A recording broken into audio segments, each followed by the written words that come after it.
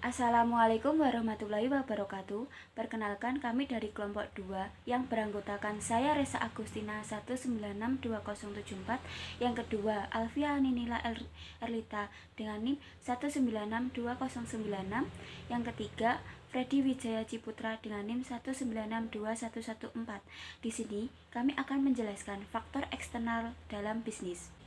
Lingkungan eksternal adalah faktor-faktor luar atau ekstern yang dapat mempengaruhi pilihan dan tindakan suatu perusahaan serta mempengaruhi struktur organisasi dan proses internalnya. Selanjutnya adalah jenis-jenis lingkungan eksternal. Yang pertama yaitu lingkungan jauh. Lingkungan jauh terdiri dari faktor-faktor yang bersumber dari luar dan biasanya tidak berhubungan dengan situasi operasional suatu perusahaan tertentu. Lingkungan ini memberi peluang, ancaman, dan kendala bagi perusahaan, tetapi satu perusahaan jarang sekali mempunyai pengaruh berarti terhadap lingkungan ini.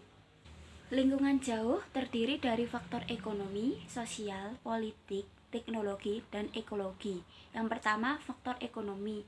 Faktor ekonomi berkaitan dengan sifat dan arah sistem ekonomi tempat suatu perusahaan beroperasi, karena pola konsumsi dipengaruhi oleh kesejahteraan relatif berbagai segmen pasar. Dalam perencanaan strateginya, setiap perusahaan harus mempertimbangkan kecenderungan ekonomi di segmen-segmen yang mempengaruhi industrinya.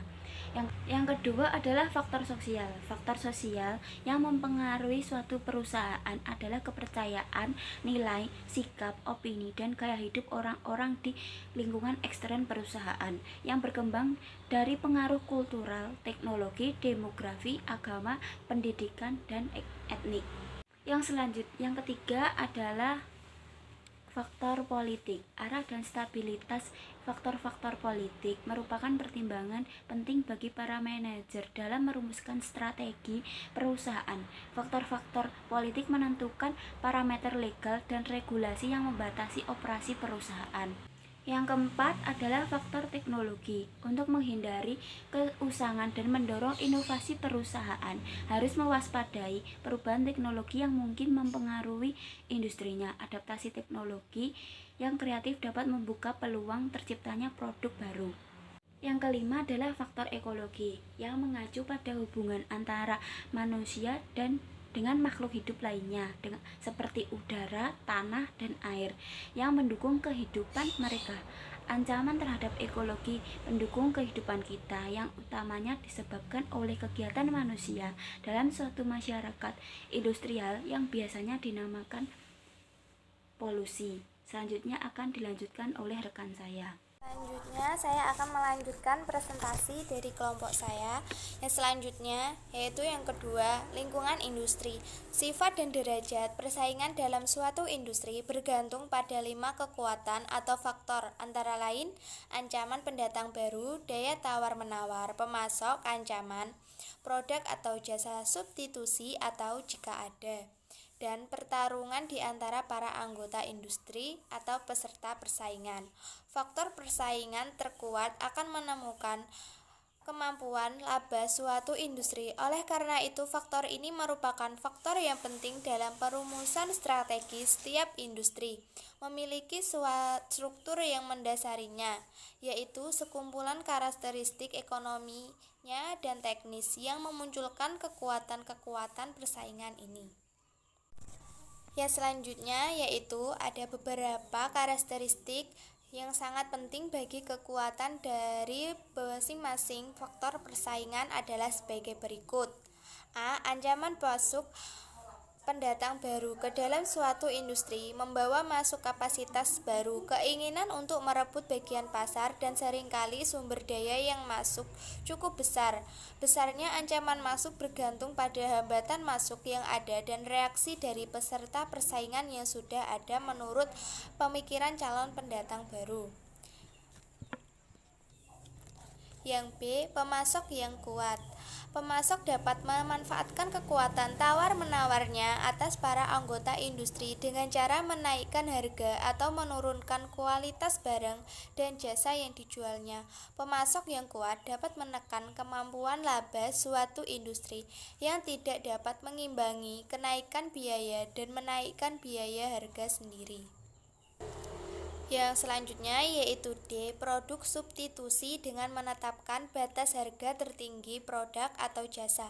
Substitusi membatasi potensi suatu industri jika industri tidak mampu meningkatkan kualitas produk atau mengidentifikasinya, laba dan pertumbuhan industri dapat terancam. Yang E, persaingan di antara para anggota industri.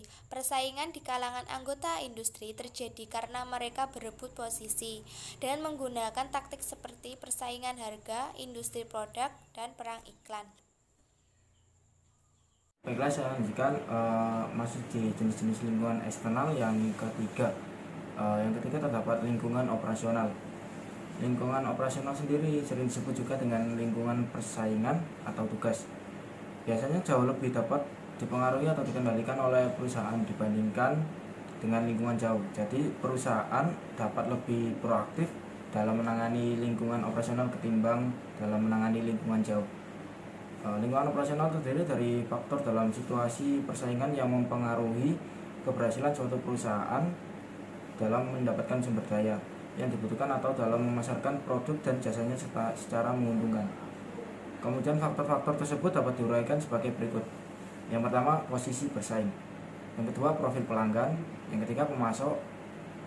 Yang keempat, kreditur. Dan yang terakhir, kelima adalah sumber daya manusianya sendiri. Kemudian kita akan lanjut kepada hubungan lingkungan eksternal dengan bisnis. Lingkungan eksternal sendiri sebagai sumber untuk pemasok dari sumber daya dan konsumen dari output. Seberapa besar lingkungan ini dapat mendukung bisnis dan dapat membawa dampak terhadap operasi dan kinerja suatu usaha. Hubungan yang baik dengan para pemasok akan lebih menjamin kelancaran masuknya sumber daya yang dibutuhkan, dan pelanggan yang merasa puas akan mendukung permintaan terhadap barang dan jasa yang dihasilkan. Itu saja dari kelompok kami, dan apabila ada saran atau pertanyaan kami persilakan. Terima kasih.